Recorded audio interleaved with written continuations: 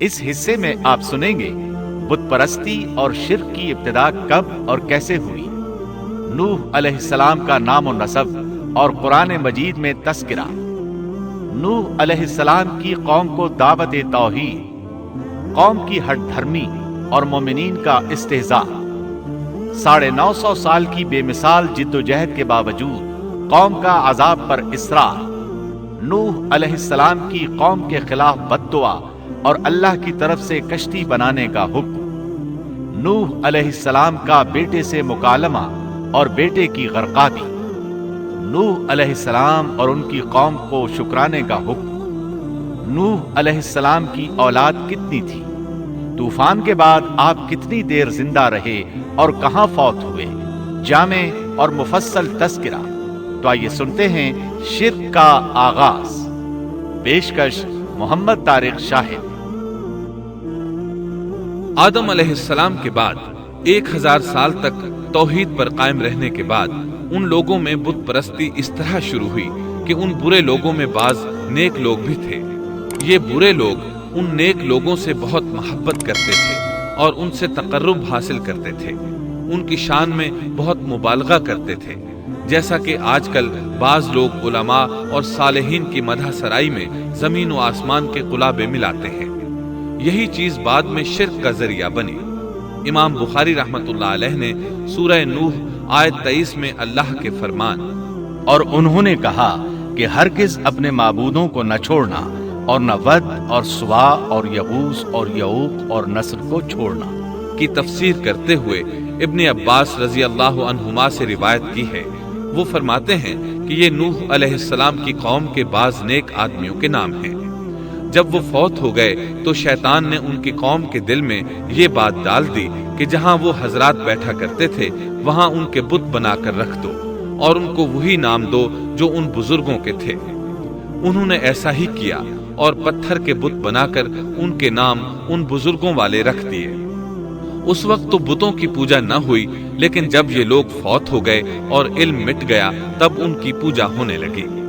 ابن عباس رضی اللہ عنہما فرماتے ہیں نوح علیہ السلام کی قوم کے یہی بت بعد میں عرب میں پوجے گئے اور اللہ تعالی کے فرمان کا یہی مطلب ہے، یعنی ان نیک بزرگوں کے بت بنا لیے گئے اور آہستہ آہستہ ان کی پوجا شروع کر دی گئی، اور سب لوگوں نے ایک اللہ کی عبادت سے انکار کر دیا۔ نوح علیہ السلام اکیلے اس دنیا میں موحد اور توحید پرست باقی رہ گئے۔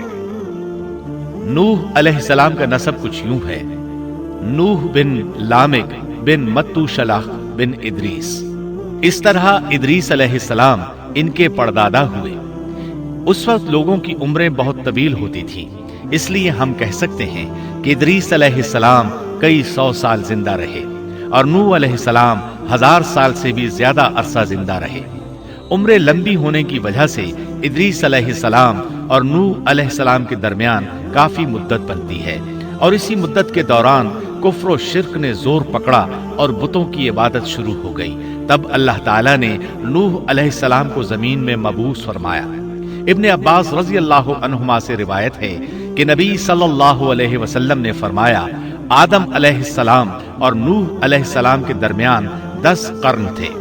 ایک قرن 100 سال کا ہوتا ہے۔ آدم علیہ السلام کے 1000 سال بعد تک لوگ توحید پر قائم رہے، پھر آہستہ آہستہ شیطان نے انہیں شرک کے راستے پر ڈال دیا، شرک عام ہو گیا، ایک اللہ کی عبادت بالکل ختم ہو کر رہ گئی۔ تب اللہ نے نوح علیہ السلام کو مبعوث فرمایا۔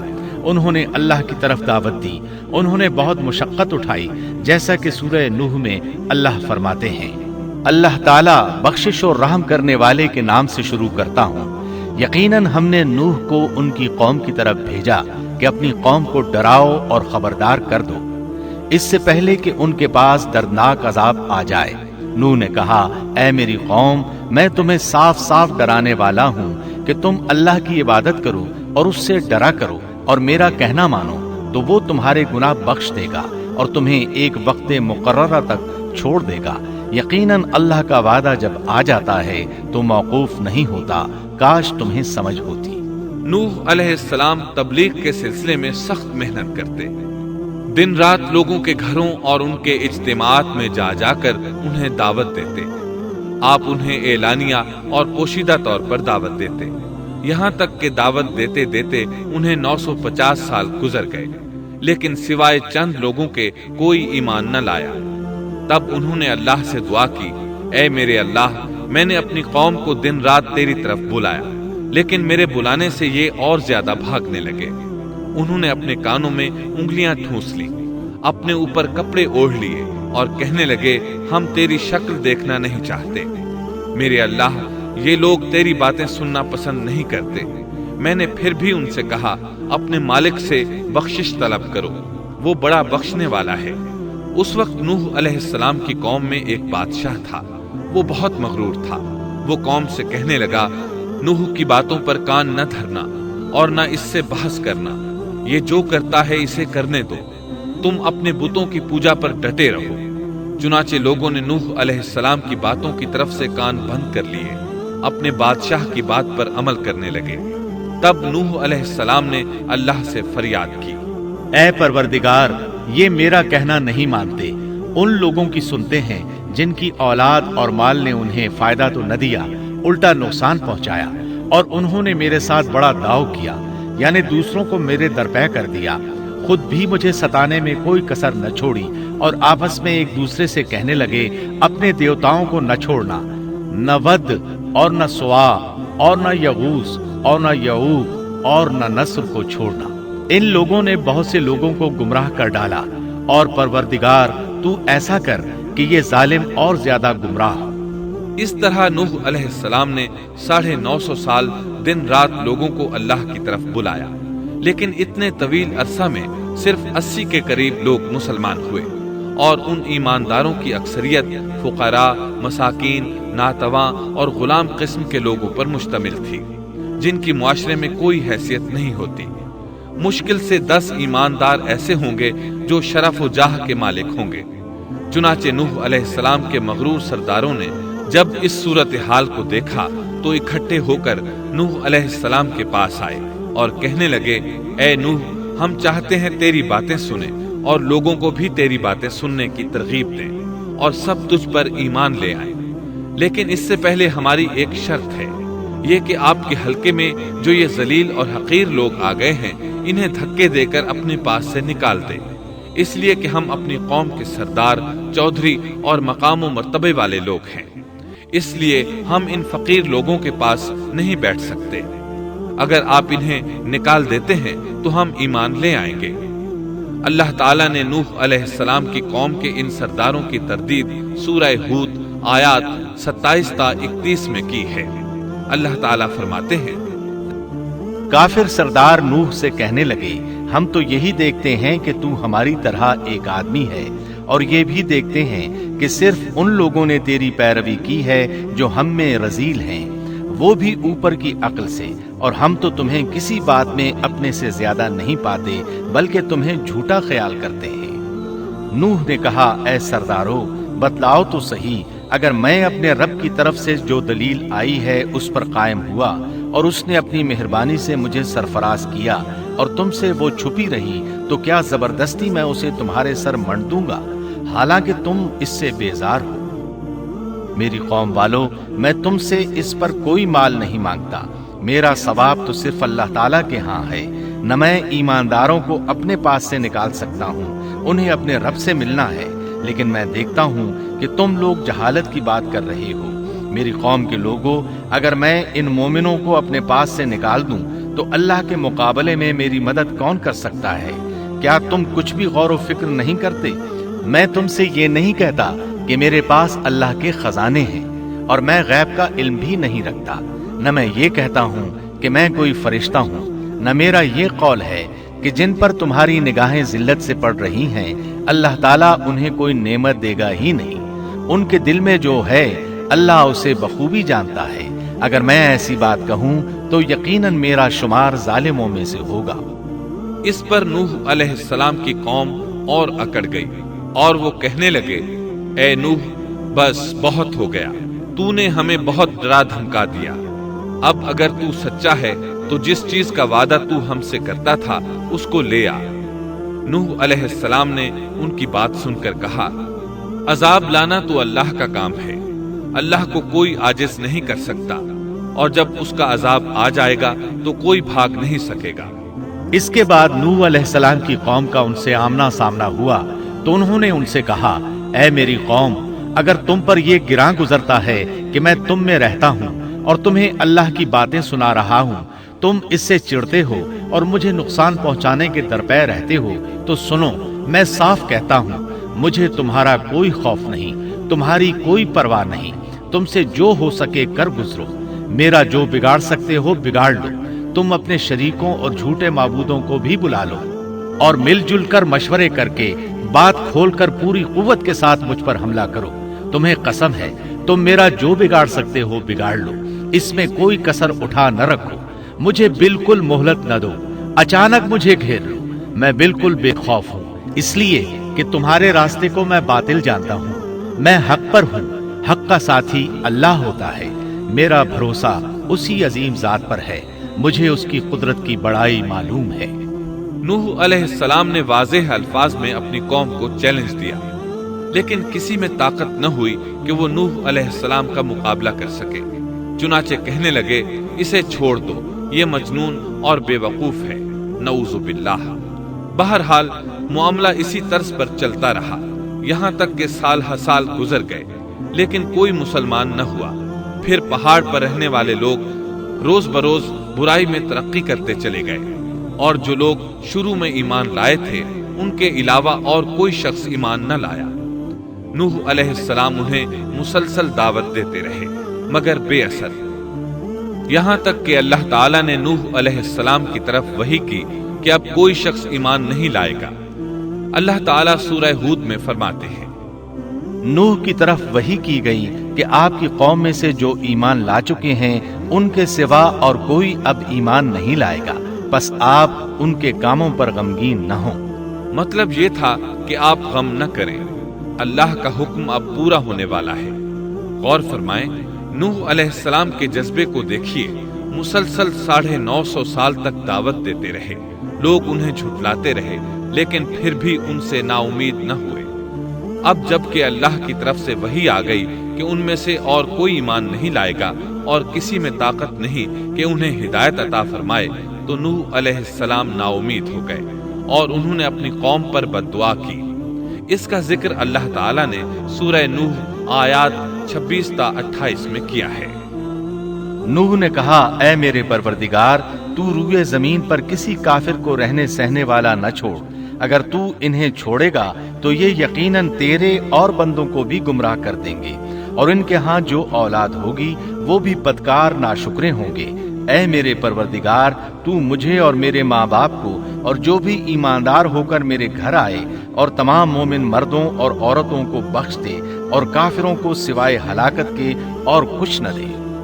اللہ تعالیٰ فرماتے ہیں کہ جب نوح علیہ السلام نے ہمیں مدد کے لیے پکارا تو پھر ہم نے اس کی مدد کی اور اسے ایک بڑی کشتی بنانے کی وحی کی، لیکن نوح علیہ السلام نہیں جانتے تھے کہ وہ اتنی بڑی کشتی کیسے بنائے، اور نہ ہی وہ بڑھئی تھے کہ اس کام سے واقف ہوتے، اس لیے اللہ تعالیٰ نے ان کی طرف یہ وحی کی کہ ہماری آنکھوں کے سامنے اور ہماری وحی کے مطابق ایک کشتی تیار کرو۔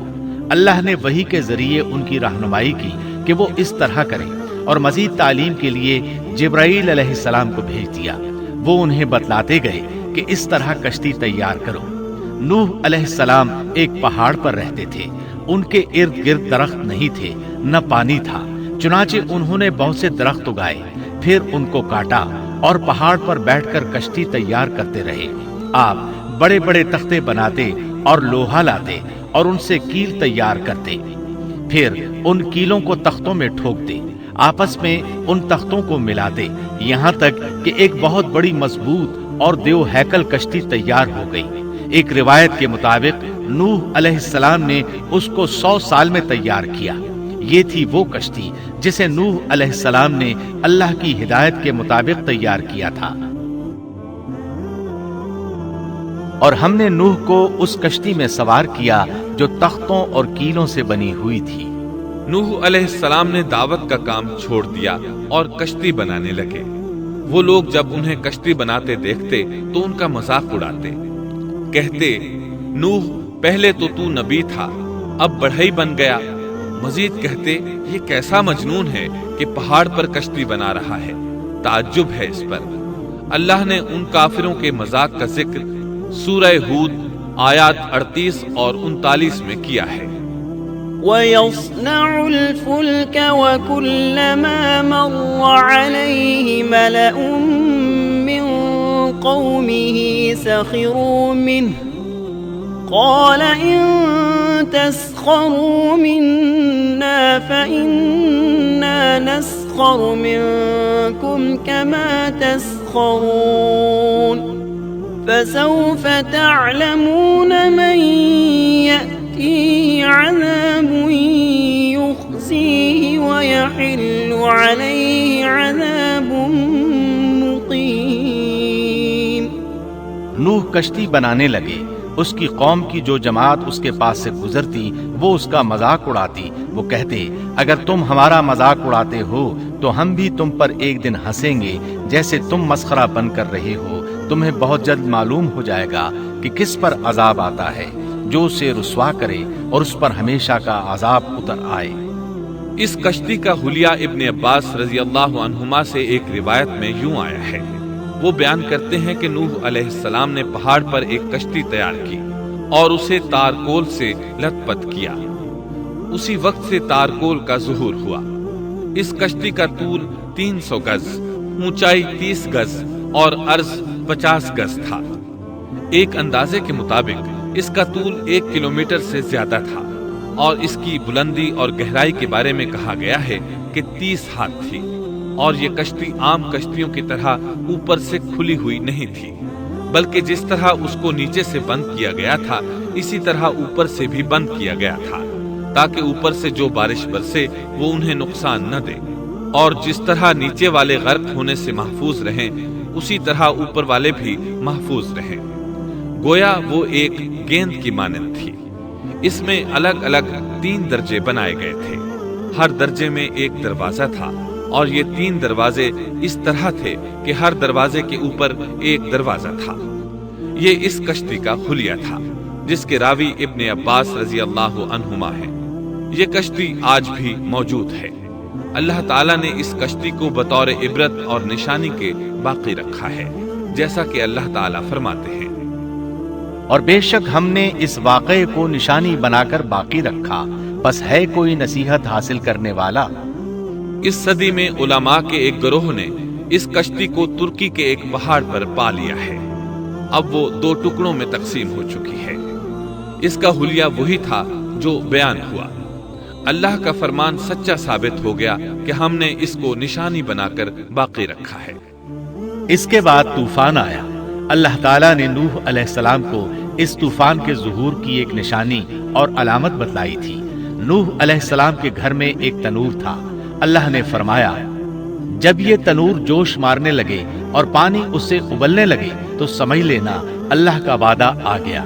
چنانچہ اس وقت مومنوں کو اور اپنے اہل و عیال کو اور زمین پر بسنے والے تمام جانوروں کا جوڑا جوڑا اس کشتی میں سوار کر لینا۔ تنور سے کیا مراد ہے، اس کے متعلق مفسرین میں اختلاف ہے۔ بعض کہتے ہیں کہ اس سے مراد ایک چشمہ ہے جو زمین سے نکلتا ہے، لیکن راجح روایات کے مطابق اس سے مراد معروف تنور ہے جس میں آگ جلا کر روٹیاں پکائی جاتی ہیں۔ یہ تنور نوح علیہ السلام کے گھر میں تھا اور اسی کو اللہ نے طوفان کے آنے کی علامت بتایا اور فرمایا کہ جب یہ پھوٹ پڑے اس وقت ہر چیز کا جوڑا جوڑا کشتی پر سوار کر لینا۔ اللہ تعالیٰ سورہ ہود آیت 40 میں فرماتے ہیں، یہاں تک کہ جب ہمارا حکم آ پہنچا اور تنور ابلنے لگا، ہم نے کہا اس کشتی میں ہر قسم کے جوڑے دوہرے سوار کر لے اور اپنے گھر کے لوگوں کو بھی سوائے ان کے جن پر پہلے سے بات پڑ چکی ہے، اور سب ایمان والوں کو بھی۔ اس کے ساتھ ایمان لانے والے بہت ہی کم تھے۔ کشتی میں سوار ہونے والوں کی تعداد 80 بتائی جاتی ہے۔ چنانچہ جب تنور جوش مارنے لگا تو نوح علیہ السلام کشتی میں سوار ہو گئے۔ کشتی ان کی بستی میں لوگوں سے دور پہاڑ پر تھی۔ اللہ کی قدرت کہ تمام قسم کے جانور بھی کشتی کے پاس آ گئے۔ نوح علیہ السلام نے انہیں بھی سوار کر لیا۔ اللہ تعالیٰ سورۃ القمر آیات 11 اور 12 میں فرماتے ہیں، بس ہم نے آسمان کے دروازوں کو زور کی بارش سے کھول دیا اور زمین کے چشموں کو جاری کر دیا، بس اس کام پر جو پانی مقرر کیا گیا تھا خوب جمع ہو گیا۔ آسمان سے نازل ہونے والا اور زمین سے نکلنے والا پانی کتنا تھا، اس کا اندازہ اللہ ہی کو ہے۔ بہرحال اس پانی نے زمین پر رہنے والے انسان، چوپائے، حیوانات، غرض ہر چیز کو غرق کر دیا۔ اس بارے میں اللہ فرماتے ہیں، نوح نے اپنی قوم سے تنگ آ کر ہمارے حضور دعا کی، ہم تو ہیں ہی بہترین طور پر دعاؤں کے قبول کرنے والے۔ فوراً ان کی دعا قبول کر لی اور اس تکلیف اور ایذا سے انہیں بچا لیا جو انہیں کفار سے روزمرہ پہنچ رہی تھی، اور ان کی اولاد کو ہم نے باقی رہنے والی بنا دیا، یعنی انہی کی اولاد سے پھر سے دنیا آباد ہوئی، کیونکہ صرف وہی لوگ بچے تھے جو کشتی پر سوار تھے، اور ہم نے ان کا ذکر خیر پچھلوں میں باقی رکھا۔ نوح علیہ السلام پر تمام جہانوں میں سلام ہو، ہم نیکی کرنے والوں کو اسی طرح بدلے دیتے ہیں، وہ ہمارے ایماندار بندوں میں سے تھا، پھر ہم نے باقی سب کو غرق کر دیا۔ اللہ مزید فرماتے ہیں، جب پانی میں طغیانی آ گئی تو اس وقت ہم نے تمہیں کشتی میں چڑھا لیا تاکہ اس کو تمہارے لیے نصیحت اور یادگار بنا دیں، تاکہ یاد رکھنے والے کان اس کو یاد رکھیں۔ یعنی پانی اتنا زیادہ ہو گیا کہ اس سے تمام شہر، بستیاں، انسان اور جانور غرق ہو گئے، یہاں تک کہ پانی بلند پہاڑوں سے بھی اونچا ہو گیا، اور اتنے بلند پانی پر یہ کشتی نوح علیہ السلام اور ان کے ساتھیوں کو اپنے دامن میں سمیٹے اللہ کے حکم سے اور اس کی حفاظت میں پہاڑ کی طرح رواں دواں تھی، ورنہ اتنے طوفانی پانی میں کشتی کی حیثیت ہی کیا ہوتی ہے۔ نوح علیہ السلام کشتی میں سوار ہوئے اور انہوں نے اپنے ساتھیوں کو حکم دیا کہ وہ یہ دعا پڑھیں، سب تعریف اللہ ہی کے لیے ہے جس نے ہمیں ظالم لوگوں سے نجات عطا فرمائی، اور کہنا کہ اے میرے رب مجھے بابرکت اتارنا اور تو ہی بہتر اتارنے والا ہے۔ اللہ تعالیٰ نوح علیہ السلام کو نصیحت کر رہے ہیں کہ اللہ آپ کو اور آپ کے اہل کو نجات عطا فرمائیں گے۔ کشتی میں نوح علیہ السلام کے کافر بیٹے کے علاوہ تمام گھر والے سوار تھے۔ آپ کے کافر بیٹے کا نام کنعان تھا، وہ ایک طرف کھڑا تھا۔ نوح علیہ السلام نے اسے پکارا، میرے بیٹے اس کشتی میں آ جا اور کافروں کا ساتھی نہ بن، لیکن اس بدبخت نے کہا، میں ابھی کسی پہاڑ کی چوٹی پر پناہ لے لوں گا جو مجھے اس پانی سے بچائے گی۔ نوح علیہ السلام نے کہا، آج اللہ کے حکم سے کوئی بچانے والا نہیں مگر وہی جس پر اللہ رحم کرے۔ باپ اور بیٹے کے درمیان یہ گفتگو جاری تھی کہ ایک طوفانی موج نے اسے اپنی زد میں لے لیا اور اسے غرق کر دیا۔ نوح علیہ السلام سے اللہ نے وعدہ کر رکھا تھا کہ اللہ تعالیٰ اس کے اہل کو نجات عطا فرمائے گا۔ چنانچہ جب آپ کی آنکھوں کے سامنے آپ کا بیٹا غرق ہو گیا تو وہ پکار اٹھے، اے اللہ، میرا بیٹا میرے گھر والوں میں سے تھا اور تو نے مجھ سے وعدہ کیا تھا کہ میرے گھر والوں کو نجات عطا فرمائے گا، اور تو تمام حاکموں سے بہتر حاکم ہے، لہٰذا ناممکن ہے کہ تیرا وعدہ پورا نہ ہو۔ واضح ہو کہ نوح علیہ السلام کا اپنے بیٹے کے بارے میں بات کرنا بطور استفسار تھا، بطور بحث نہیں تھا۔ آپ وضاحت چاہتے تھے۔ اللہ تعالیٰ نے فرمایا، اے نوح، وہ تیرے اہل سے نہیں تھا کیونکہ وہ کافر تھا۔ کفر نسب کو ختم کر دیتا ہے۔ ایک مومن کا دوسرے مومن سے تعلق ایک مسلمان بھائی کے کافر بھائی سے تعلق سے زیادہ بڑا ہے، اور حقیقی اخوت وہ ہے جس کی بنیاد ایمان پر ہو۔ کفر تو نسبی تعلق کو کاٹ دیتا ہے، اس لیے اللہ نے یہ نہیں فرمایا کہ وہ کافر ہے، بلکہ یہ فرمایا کہ وہ تیرے اہل سے نہیں ہے۔ ہمارے لیے بھی یہی حکم ہے، کسی مومن کا کافر کے ساتھ رشتہ نہیں ہو سکتا۔ اس کے ساتھ اللہ نے نوح علیہ السلام کو نصیحت فرمائی کہ آپ ہرگز وہ چیز نہ مانگے جس کا آپ کو مطلقاً علم ہی نہ ہو، اور ہم آپ کو نصیحت کرتے ہیں کہ جاہلوں میں اپنا شمار کرانے سے باز رہیں۔ جب نوح علیہ السلام یہ بات جان گئے کہ ان کا سوال واقعے کے مطابق نہیں تھا تو فوراً اس سے رجوع کر لیا اور اللہ تعالیٰ سے اس کی رحمت اور مغفرت کے طالب ہوئے۔ اس موقع پر انہوں نے دعا کی۔ نوح علیہ السلام نے کہا، اے میرے پروردگار، میں تیری ہی پناہ چاہتا ہوں اس بات سے کہ تجھ سے وہ مانگوں جس کا مجھے علم ہی نہ ہو۔ اگر تو مجھے نہ بخشے گا اور تو مجھ پر رحم نہیں کرے گا تو میں خرابی والوں میں ہو جاؤں گا۔ یہ دعا انہوں نے مانگی اپنے بیٹے کے متعلق سوال کے علاوہ نوح علیہ السلام نے اللہ تعالیٰ کی کوئی نافرمانی نہیں کی اور نہ اپنے نفس پر کسی نافرمانی کو شمار کیا۔ کشتی نوح علیہ السلام اور ان کے ساتھیوں کو لیے پانی کی موجوں پر بلند ہو رہی تھی اور زمین پر موجود ہر چیز، انسان، حیوانات، چوپائے، پرندے غرق ہو چکے تھے۔ ان میں کوئی بھی باقی نہیں بچا تھا۔ اگر کوئی زندہ بچا تھا تو کشتی والے۔ ابن عباس رضی اللہ عنہما سے روایت ہے کہ نوح علیہ السلام اور ان کے ساتھی 6 ماہ کشتی میں رہے، اور بعض روایات میں یہ بھی ہے کہ وہ محرم کی 10 تاریخ کو کشتی سے نیچے اترے۔ آخر اللہ کے حکم سے طوفان رک گیا۔ اللہ نے زمین کو حکم دیا کہ وہ تمام پانی کو نگل جائے۔ زمین نے سارا پانی نگل لیا، زمین خشک ہو گئی۔ اللہ تعالیٰ سورہ ہود آیت 44 میں فرماتے ہیں، اور فرما دیا گیا کہ اے زمین اپنے پانی کو نگل جا، اور اے آسمان بس کر تھم جا۔ اسی وقت پانی سکھا دیا گیا اور کام پورا کر دیا گیا، اور کشتی جودی نامی پہاڑ پر جا ٹھہری، اور فرما دیا گیا کہ ظالم لوگ اللہ کی رحمت سے دور ہیں۔ کشتی جودی پہاڑ پر جا کر ٹھہر گئی۔ اب انہیں حکم ہوا کہ سلامتی کے ساتھ کشتی سے اتر آئے۔ آپ پر بھی برکت نازل ہوگی اور ان قوموں پر بھی جو آئندہ آپ کی نسل سے پیدا ہوں گی، اور آپ کی نسل میں سے کچھ لوگ ایسے بھی ہوں گے جنہیں ہم فائدہ تو ضرور پہنچائیں گے، پھر انہیں ہماری طرف سے دردناک عذاب پہنچے گا۔ بہت سی روایات میں یہ بات مذکور ہے کہ نوح علیہ السلام ایک لمبی مدت یعنی 6 ماہ کشتی میں طوفان تھم جانے کا انتظار کرتے رہے۔ آپ نے طوفان کے حالات معلوم کرنے کے لیے ایک کبوتر بھیجا جو واپس آ گیا۔ اسے پاؤں رکھنے کو جگہ نہ ملی۔ اسے دوبارہ بھیجا گیا تو وہ پھر واپس آ گیا۔ چند دن بعد اسے پھر بھیجا گیا تو وہ اپنی چونچ میں زیتون کی ایک ٹہنی لیے ہوئے تھا۔ اس سے نوح علیہ السلام نے معلوم کر لیا کہ پانی زمین سے کچھ ہی اونچا رہ گیا ہے اور درخت وغیرہ اگ چکے ہیں۔ کچھ دن بعد اسے پھر بھیجا گیا۔ اس مرتبہ وہ واپس لوٹا تو اس کے پاؤں خاک آلود تھے۔ نوح علیہ السلام نے سمجھ لیا کہ طوفان رک گیا اور زمین خشک ہو چکی ہے۔ سیرت کی کتب میں یہ واقعہ موجود ہے۔ اسی کی بنیاد پر سیرت نگاروں کا کہنا ہے کہ کبوتر کا آنا سلامتی کی علامت تھا، اور اس کی چونچ میں زیتون کی ٹہنی نوح علیہ السلام کی بادشاہت کی طرف اشارہ تھا۔ اس طرح نوح علیہ السلام زمین پر اتر آئے۔ اس وقت اولاد آدم میں سے کوئی انسان سوائے ان لوگوں کے زندہ نہیں بچا تھا۔ جزیرہ عرب، فلسطین اور ان کے ارد گرد کا علاقہ غرق ہونے سے محفوظ رہا۔ ان کے علاوہ تمام زمین غرق ہوئی تھی۔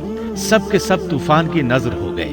صرف نوح علیہ السلام سے اولاد پیدا ہوئی، اور زمین میں ان کی اولاد کے علاوہ اور کسی کی نسل باقی نہ رہی۔ اسی وجہ سے نوح علیہ السلام کو آدم ثانی اور ابو البشر ثانی کہا جاتا ہے، کیونکہ تمام کے تمام بشر انہی کی طرف منسوب ہیں۔ سورۃ الصافات آیات 75 تا 77 میں اسی طرف اشارہ ہے۔ اور ہمیں نوح نے پکارا تو دیکھ لو کہ ہم کیسے اچھے دعا قبول کرنے والے ہیں۔ ہم نے اسے اور اس کے فرمانبرداروں کو اس زبردست مصیبت سے بچا لیا۔ اس کی اولاد ہم نے باقی رہنے والی بنا دی۔ ایک دوسرے مقام پر اللہ تعالیٰ دیگر امم اور رسولوں کے متعلق کلام کرتے ہوئے فرماتے ہیں، اے ان لوگوں کی اولاد جنہیں ہم نے نوح کے ساتھ چڑھا لیا تھا، وہ ہمارا بڑا ہی شکر گزار بندہ تھا۔ نوح علیہ السلام کے 3 بیٹے تھے، سام، حام اور یافس۔ سام کی نسل زیادہ تر سفید رنگت کی تھی، اور بہت کم لوگ ان میں سیاہ فام تھے، البتہ کچھ ان میں گندمی تھے۔ حام کی اولاد کی اکثریت سیاہ فام تھی، ان میں بہت کم لوگ سفید رنگ کے تھے، اور یافس کی اولاد سرخی مائل رنگ کی تھی۔ عرب اور بنو اسرائیل سام کی اولاد ہیں، تمام حبش حام کی اولاد ہیں، ترک اور مشرقی ایشیا کے لوگ یافس کی اولاد ہیں۔ طوفان کے بعد نوح علیہ السلام اللہ کے بندوں میں 350 سال تک زندہ رہے، اور وہ اللہ کے قول عبدن شکورن کے مصداق تھے۔ پھر نوح علیہ السلام فوت ہو گئے۔ راجح ترین روایات کے مطابق آپ مکہ میں دفن ہوئے۔ ایک دوسری روایت کے مطابق آپ لبنان میں دفن